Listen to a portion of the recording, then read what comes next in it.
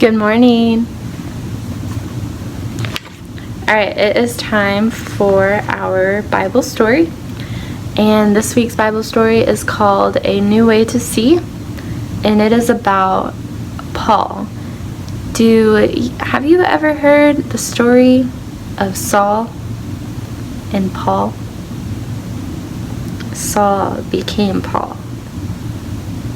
Does that sound familiar? Alright, well, if it does, then this will refresh your memory, and if it doesn't, then you get to learn a whole new story today. So this is called A New Way to See. Here it goes. Of all the people who kept the rules, Saul was the best. "I'm good at being good," he would tell you. He was very proud and very good, but he was not very nice. Saul hated anyone who loved Jesus.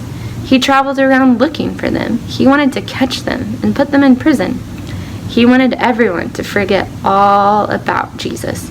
He didn't believe that Jesus was the rescuer, and he didn't believe that Jesus was alive either.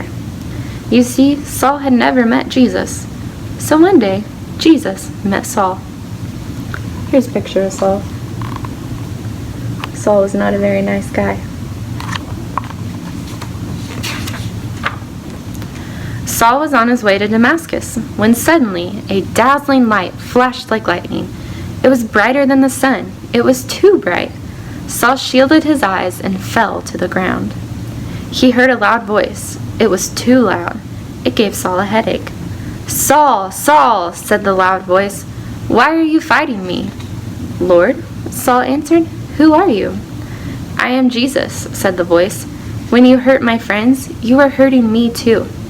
Saul's whole body trembled. "Go to the city," Jesus said. "I will tell you what to do."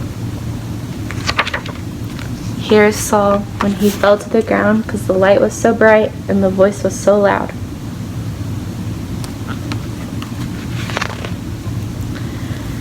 When Saul opened his eyes, he couldn't see. His helpers had to hold his hand and lead him like a child. Saul was blind for 3 whole days. And yet it was as if he was seeing for the very first time.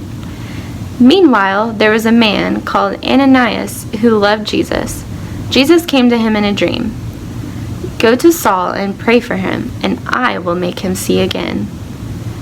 Ananias knew about Saul and how he hated Jesus' followers. And Ananias said, "Lord, he has come to hurt us. Why do you want me to go pray for him?" But Jesus told Ananias, "Saul is the one I've chosen to tell the whole world who I am."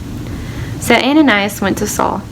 "Brother Saul," Ananias said, "it was Jesus you met on the road." And Ananias prayed for Saul, just like God had told him to. Suddenly, Saul could see again, but he saw everything differently. He was not mean anymore. He even changed his name from Saul to Paul. Paul means small and humble, the very opposite of proud. He changed his name to show that he was a new person and that he was different than he used to be. And do you know what Ananias' name means? The Lord is full of grace. Grace is just another word for gift, which is funny because that's just what Paul's message was about for all of them. Here is Saul being led by his friends when he was blind.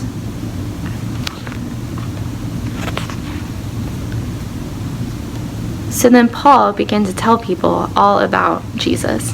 And he said, "It's not about keeping rules. You don't have to be good at being good for God to love you. You just have to believe what Jesus has done and follow him. Because it's not about trying, it's about trusting. It's not about rules, it's about grace. God's free gift that cost him everything." What had happened to Paul? He met Jesus. Paul got a new job. He called himself a servant and traveled everywhere, telling everyone about Jesus.